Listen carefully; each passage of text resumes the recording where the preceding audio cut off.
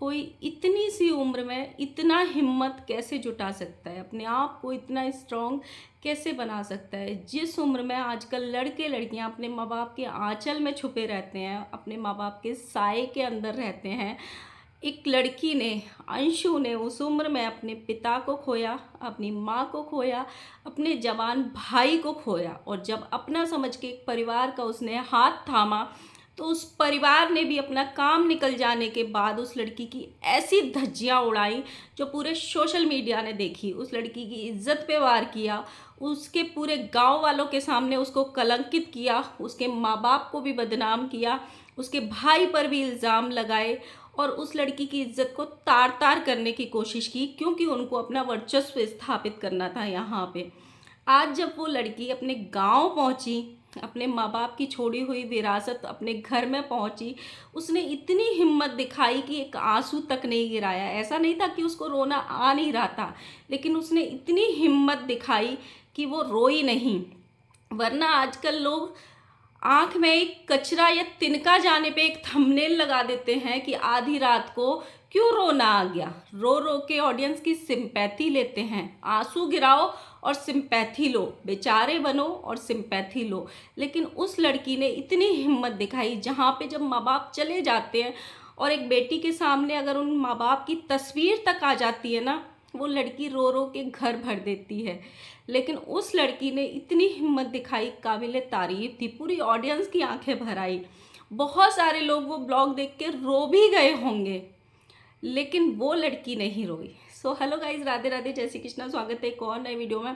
I hope सब अच्छे होंगे, स्वस्थ होंगे, मस्त होंगे और जहाँ भी होंगे तंदुरुस्त होंगे। अगर आपको मेरी वीडियो अच्छी लगती है तो प्लीज़ गाइज अभी की अभी वीडियो को लाइक कर दो। वीडियो पूरा देखने के बाद कमेंट भी कर देना, और जिन लोगों ने सब्सक्राइब नहीं किया है, सराफत से बोल रही हूँ, जल्दी जल्दी सब्सक्राइब कर दो। और गाइज जो मेरे 2 दिन से वीडियो नहीं आ रहे ना, उसका सबका भुगतान आपको करना है। मतलब जो 2 दिन से मैंने लाइक्स नहीं मांगे, मैंने कमेंट्स नहीं मांगे, मैंने सब्सक्राइब करने को नहीं बोला, वो सारे काम आपको इस वीडियो में करने हैं। सो गाइज अब आ जाते हैं मेन वीडियो पे। मैंने कल अंशु का एक ब्लॉग देखा जिसमें वो अपने माँ बाप के घर गई थी, जहाँ पे 1 साल बाद पहुँची थी वो अपने माँ बाप के घर। सबसे पहले तो उसका घर एक खेत में शायद बना हुआ है। वो ऐसे कोई मोहल्ला पड़ोस ऐसा कुछ नहीं था, वहाँ पे एक खेत में उन्होंने घर बनाया हुआ, और इतना बड़ा घर आज वीरान पड़ा है। वो देख के ना बहुत बुरा लगा कि इंसान की ज़िंदगी कैसे चेंज हो जाती है। भगवान 2 मिनट में किसी की ज़िंदगी को कैसे वीरान बना सकता है, पता नहीं। उस घर को देख देख के ना, बहुत बार आपने देखा होगा, जिस हिसाब से उसके दूर से वो घर दिखाई दे रहा था ना, ऐसे लग रहा था जैसे टीवीज़ में घर नहीं दिखाते, सीरियल्स में एक दूर से कोठी सी दिखाते हैं, सेम वैसे वाला फील आ रहा था उस घर को देख के। हालांकि बहुत सारे लोग नहीं गए थे, अपनी बेटी को वो छोड़ के गई थी, अपनी सासू माँ के साथ गई थी। लेकिन इस घर में जाने से पहले ना बहुत कुछ हुआ है उसके साथ। शादी से पहले जो उसके साथ चीज़ें हुई वो एक अलग मैटर थी, लेकिन जस्ट शादी के बाद 1 साल के अंदर उसके अंदर जितनी चीज़ें हुई उसके साथ, वो भी देखने वाली थी। और यहाँ सबने देखी किस तरीके से 1 साल के अंदर अंदर उसके साथ कितनी कंट्रोवर्सी की गई, हर बात पे कंट्रोवर्सी की गई। उसने वीडियो बनाई तो क्यों बनाई, उसको वीडियो डिलीट करनी है, नहीं तो इन लॉज को कॉल कर देंगे और तुम्हारी सच्चाई बता देंगे। अपना मुंह मत खोलना। सब तरीके की चीज़ें उसके साथ की गई, शायद इसीलिए वो आज इतनी स्ट्रांग बन गई है। जब वो जाके अपने घर को देख रही थी ना, वो देख के ना मेरे को रोना आ रहा था।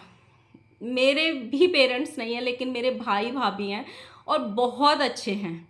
लेकिन जब से माँ बाप गए हैं ना, तब से उस घर में जाने को मन नहीं करता है। जब उस घर में जाते हैं और दीवारों पे तस्वीर लगी देखते हैं ना, तो आंसू निकल आते हैं, रुकते ही नहीं है आंसू। जब उस कमरे में घुसते हैं और वो चीज़ें देखते हैं ना कि मम्मी इसमें सामान रखती थी, इसमें साड़ियाँ रखती थी, यहाँ पे ये करती थी, वहाँ पे वो करती थी, ये मम्मी का सामान है, ये पापा की चीज़ है, वो चीज़ें देख के ना वो सब कुछ याद आ जाता है, इसीलिए वहाँ जाने को अब पैर नहीं बढ़ते।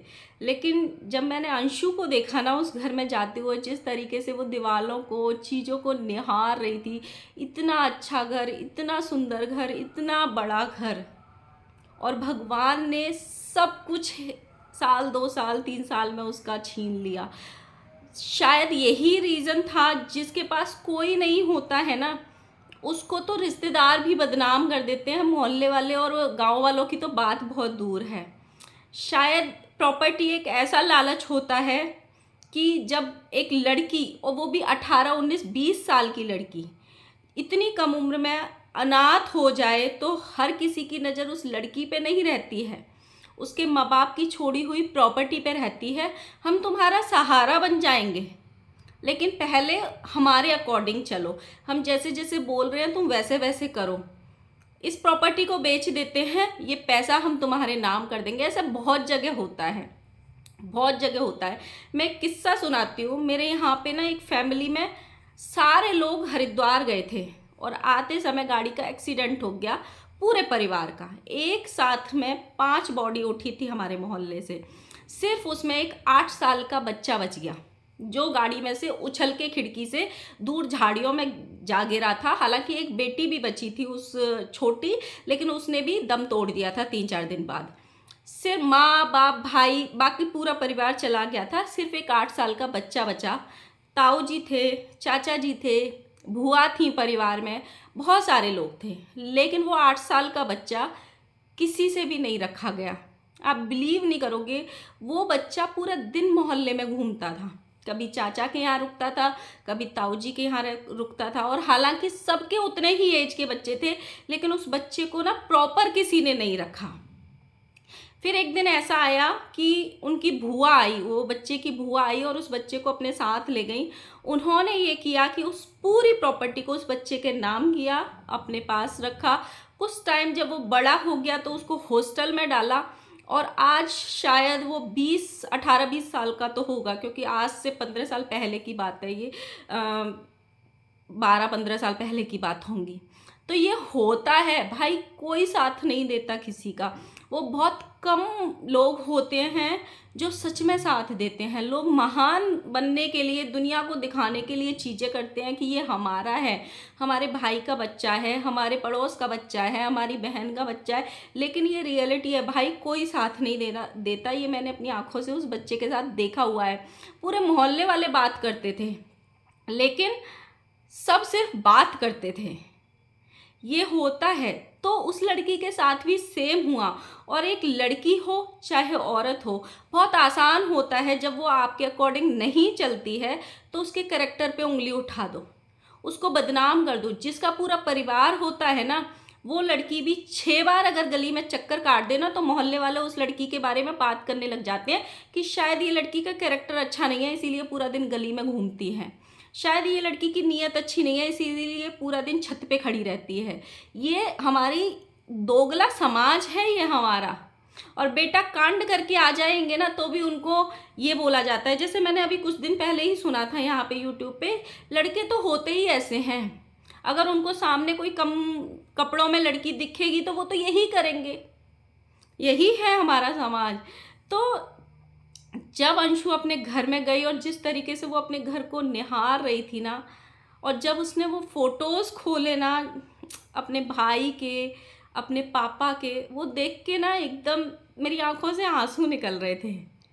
मेरे पास बहुत सारे फ़ोटोज़ हैं, मैं हमेशा अपने सिरहाने में एल्बम अपने मम्मी पापा की रख के सोती हूँ, हमेशा मेरे ड्रॉअर में, साइड टेबल में हमेशा रहते हैं।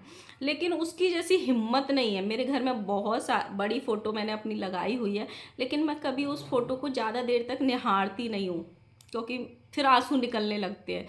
लेकिन जिस तरीके से अंशु हिम्मत दिखा रही थी ना, मैं ये सोच रही थी कि कोई इतना स्ट्रॉन्ग कैसे हो सकता है, कोई इतना हिम्मत वाला कैसे हो सकता है। जब उसने अपनी मम्मी का बक्सा खोला और उसमें से कपड़े निकाल निकाल के दे रही थी ना, बहुत अजीब मुझे वो चीज़ें देख के लग रहा था। भाई इतने हिम्मत जो उसमें थी ना, शायद ही किसी लड़की में होगी, शायद ही कोई लड़की इतनी हिम्मत दिखा सकती है। उसकी उम्र बहुत कम है अभी। बहुत बड़ी बड़ी लड़कियां जिनके बच्चे भी शादीशुदा हो जाते हैं या शादी के लायक होते हैं, जब उन लड़कियों के भी माँ बाप जाते हैं ना, वो तक भी टूट जाती हैं। वो भी जब उनके सामने उनकी चीज़ें आती हैं ना माँ बाप की, वो लड़कियां भी टूट जाती हैं। लेकिन उस लड़की ने इतनी हिम्मत दिखाई ना, सच में उसको देख के बहुत स्ट्रॉन्ग वाली फीलिंग आ रही थी कि वक्त ने उसको कितना बड़ा कर दिया है, कितना हिम्मत वाला बना दिया है। एक परिवार का उसने हाथ थामा, उस परिवार ने हर तरीके से उसको बेइज्जत किया, बार बार बेइज्जत किया। शायद ये सारी चीज़ें देख के ना वो इतनी स्ट्रांग हो गई है। ये वही गांव वाले थे, वही आस पड़ोस थे जो लोग बोलते थे ना कि पूरे गांव में बदनाम थी, इसने तो पूरे गांव को कलंकित किया हुआ है, जाओ जाके देख के आओ इसके गांव में इसका कैसा नाम है। ये आस पड़ोस वाले ही थे जो उसके घर का ताला खोलने आए थे, कोई और नहीं था। और पड़ोसी अड़ोसी तो तब आएंगे ना जब खेत में घर बना हुआ है, तो वहाँ अड़ोस पड़ोस तो था ही नहीं ना कोई, अदरवाइज और भी लोग आते, क्योंकि इंसानियत सबके अंदर होती है। ये पैसे का लालच जो होता है, प्रॉपर्टी का लालच ये होता है ना, बहुत लोगों में होता है। हमने ये भी सुना था कि किसी के भाई ने किसी को 80,000 रुपये दिए थे और उन्होंने वो लौटाए तक नहीं, महान लोगों ने, हमने ये भी सुना था, किसी इंटरव्यू में बोला गया था ये। तो वैसे ही है, बहुत सारे, मैंने एक रील भी देखी थी अंशु की, मायका मायका करके एक गाना लगाया था। वो रील के नीचे कमेंट पढ़ोगे ना, हर किसी के कमेंट ऐसे थे कि इस रील को देख के हम रो दिए, इस रील को देख के हमारे रोना आ गया, हमारी आंखों से आंसू निकल गए। बहुत अच्छा लगा। लेकिन एक अंशु को देख के मुझे एक चीज़ बहुत अच्छी लगी कि वो लड़की ना अब सही रास्ते पे चल रही है, सही लोगों के बीच में है। जो चीज़ें हुई उसके साथ हो गई, लेकिन जिस फैमिली ने उसका हाथ थामा है ना, जिस फैमिली में आज वो है ना, वो उसके लिए बेस्ट फैमिली है। जिस लड़के ने उसको अपनाया है ना, वो लड़का उसके लिए बेस्ट है। जो सासू माँ उसको बेटी समझ के प्यार दे रही है ना, वो बेस्ट है उसके लिए। जिस तरीके से, मतलब जब वो फोटोज़ देख रहे थे ना, आप उनकी सास का चेहरा भी देखोगे, उसकी सास का चेहरा भी उतर गया था। वो भी मतलब ऐसे हो गई थी कि इतने यंग एज में सारे चले गए। उनकी सास का चेहरा भी एकदम ऐसे हो गया था, रोने जैसा। लेकिन उस लड़की ने हिम्मत नहीं हारी, बहुत बहुत स्ट्रॉन्ग है वो, और वक्त ने उसको बना दिया है। जितना स्ट्रॉन्ग माँ बाप के जाने से वो बन गई है, भाई को खोने से वो बन गई है, उससे कहीं ज़्यादा स्ट्रॉन्ग मुझे ऐसे लगता है कि पिछले 1-1.5 साल में जो उसके साथ हुआ है, जैसे जैसे लोगों ने उसको कलंकित किया, धोखा दिया, उसके बारे में बार बार कंट्रोवर्सी की, और फिर महान बन गए। हमने तो कुछ बोला ही नहीं था, हम तो इतने अच्छे हैं, हमने तो एहसान किया था।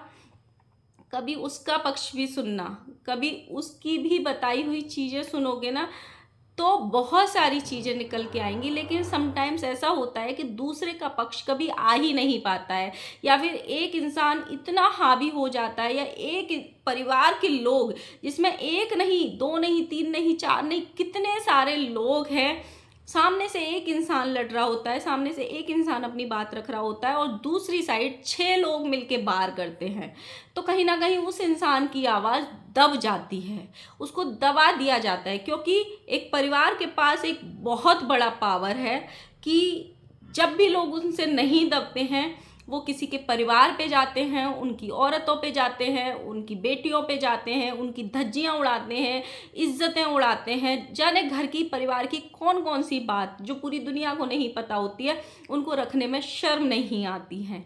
और ये काम बच्चे बाद में करते हैं, पहले उस घर के बुजुर्ग ही करते हैं, सीनियर सिटीजन ही करते हैं। जो बेटी माने होते हैं कभी किसी को, वही करते हैं। सो गाइस, आप लोगों ने देखा होगा, बिना रोए, बिना सिंपैथी का ड्रामा किए हुए भी व्यूज़ लाए जा सकते हैं। लेकिन कुछ लोगों का यहाँ पे ढोंग हो गया है कि ऐसा थंबनेल लगाओ और व्यूज़ कमाओ, रोने वाला थंबनेल लगाओ, आंख में कचरा गया है, रोने वाला थंबनेल लगा दो कि आधी रात में क्या हुआ जो हमारे घर की बहू रोने लगी, और व्यूज़ लाओ। लेकिन बहुत सारी जब ऑडियंस आपसे कनेक्ट करती है ना, तो आप कब मन में रो रहे हो, कब अंदर से आपको रोना आ रहा है, कब आप दुखी हो रहे हो, आपकी आंखों से ही समझ जाती है वो। जैसे कल अंशु के ऑडियंस देखना, उसके टोटल ब्लॉग में पॉजिटिव कमेंट्स थे। सारे लोग ये बोल रहे थे कि आपका ब्लॉग देख के हमें रोना आ गया, आप बहुत हिम्मत वाली हो, आपने इतनी सी उम्र में इतना सब कुछ देख लिया। तो ज़रूरी नहीं होता है यार सोशल मीडिया पे ढोंग करके ही व्यूज़ लाए जाए। बाकी आपको कैसा लगा ज़रूर बताना, किस किस ने देखा अंशु का ब्लॉग, और जिसने नहीं देखा ना प्लीज़ एक बार ज़रूर जाके देखना। वो ब्लॉग सच में देखने लायक था कि जब एक इंसान अकेला रह जाता है और जब वो अपने घर जाता है तो उसको कैसा महसूस होता है। मिलते हैं नेक्स्ट वीडियो में, तब तक के लिए बाय बाय।